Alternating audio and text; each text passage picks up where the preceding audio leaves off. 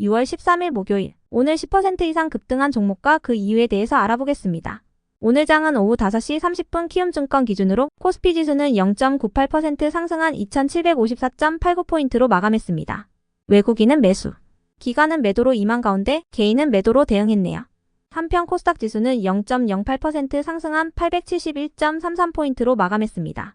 외국인은 매수, 기관은 매도로 임한 가운데 개인은 매도로 대응했습니다. 그럼 본격적으로 오늘의 급등 종목들을 살펴볼게요.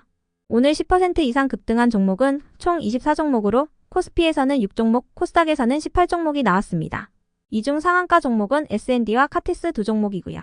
오늘 하한가 종목은 없었습니다.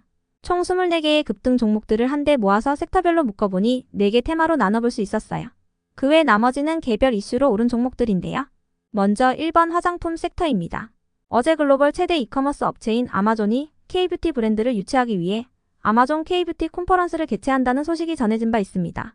해당 콘퍼런스는 6월 27일에 서울 코엑스 호텔에서 개최되며 아마존은 설명회에 앞서 K뷰티 브랜드의 글로벌 사업 지원을 강화하는 방안을 발표할 예정인데요. 아마존이 국내 화장품 제조업자 개발 생산 기업인 한국콜마와 함께 여는 이번 행사에는 국내 뷰티 브랜드와 유통업계 관계자 1,500명이 온오프라인으로 참가할 예정이라고 전해졌습니다. 아마존이 국내 뷰티 기업을 대상으로 설명회를 여는 것은 이번이 처음인 만큼 화장품주들의 강한 반등세가 이어지는 모습이었네요.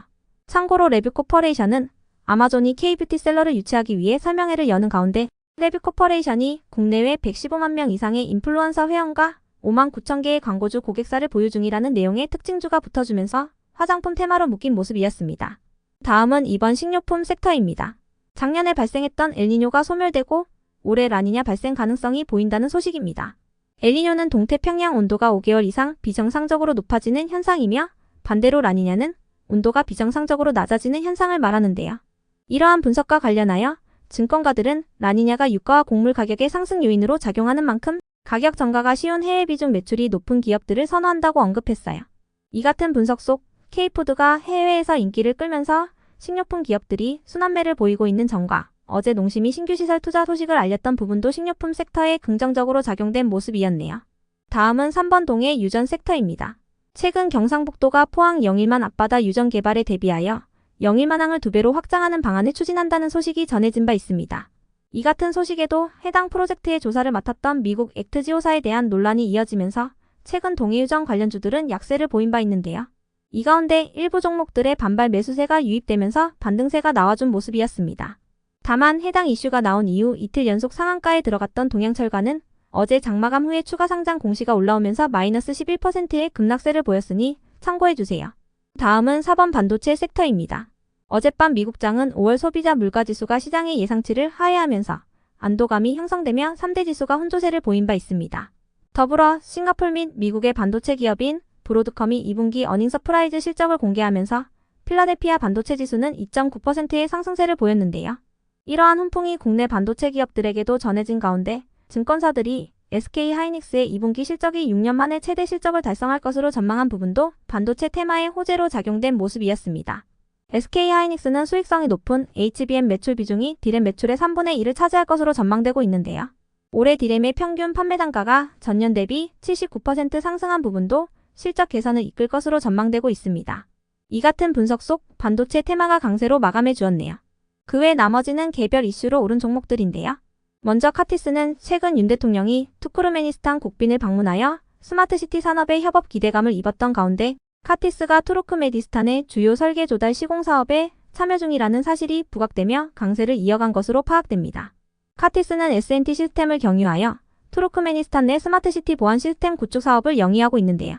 투크르메니스탄은 윤 대통령 방문 후 대한민국을 미래 동반자라고 부르며 가스전 사업과 스마트시티를 포함한 미래 유망 산업에서 협업 기대감을 드러냈다고 전해졌습니다. 이 같은 소식 속 카티스가 이틀 전에 이어 오늘 다시금 상한가로 마감해 주었네요.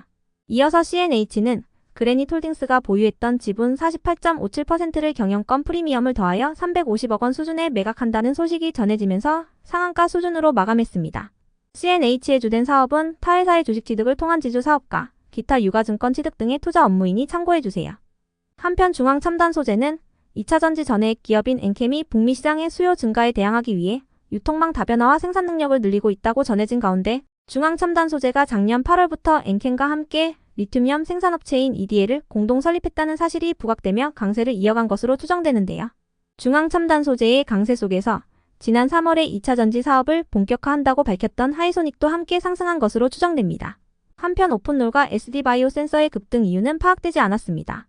이어서 삼성카드도 오늘 상승할 만한 호재나 공시는 파악되지 않았지만 삼성카드는 르노코리아의 지분의 매각을 3년째 추진하고 있으나 구체적으로 결정된 사항은 없다고 밝혔다는 내용의 기사가 있긴 했었으니 참고해주세요.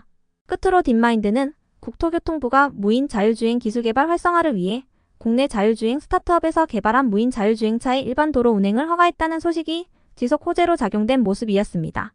자율주행 대상 차량은 제네시스 GV80의 자율주행 시스템과 핵심 센서 라이다를 부착시킨 차량으로 운전자 없이 최고 50km를 달릴 수 있게 설계됐다고 전해졌는데요. 해당 소식에 딥마인드가 자율주행 관련주로 부각된 모습이었네요. 그럼 오늘의 거래량과 거래대금 상위 종목들을 시장별로 살펴보고 마칠게요.